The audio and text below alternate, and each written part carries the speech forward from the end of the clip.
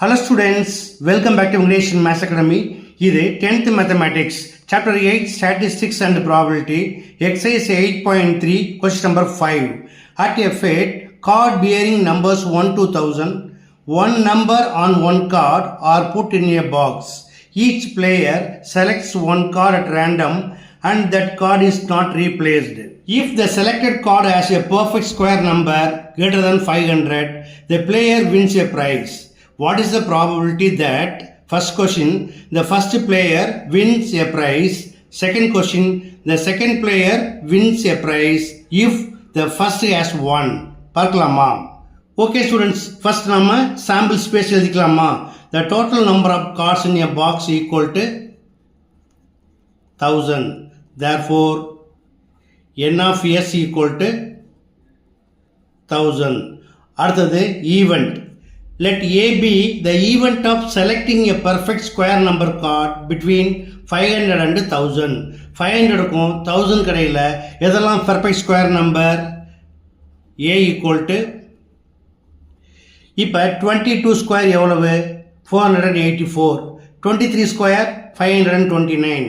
அப்போ 23 ஸ்கொயரில் ஆரம்பிக்கும். 23 square, 24 square, 25 square, இதே போல் போயிட்டே இருக்கும் இல்லையா? இது வரைக்கும் போகும். 30 square 900, 31 square 961, 32 square 1024. So 30 square 31 square வரைக்கும் போடலாம். ஓகேயா? Therefore n of a equal to டோட்டலாக எத்தனை ஸ்கொயர் நம்பர்ஸ் இருக்குது? 9. இப்போ நம்ம கொஸ்டின் போகலாமா? கொஸ்டின் 1 என்ன கேட்டிருக்காங்க? Find the probability that the first player wins a prize. அதாவது probability of the first player wins a prize equal to n of a by n of s equal to 9 by 1000. அடுத்து second question போகணும். அதுக்கு முன்னாடி question அவனுக்கு கொடுத்துருக்காங்க. என்ன கொடுத்துருக்காங்க? Each player selects one card at random and that card is not replaced, which means இந்த first player select பண்ண கார்டை திருப்பி என்ன பண்ண மாட்டாங்க? பாக்ஸில் வைக்க மாட்டாங்க.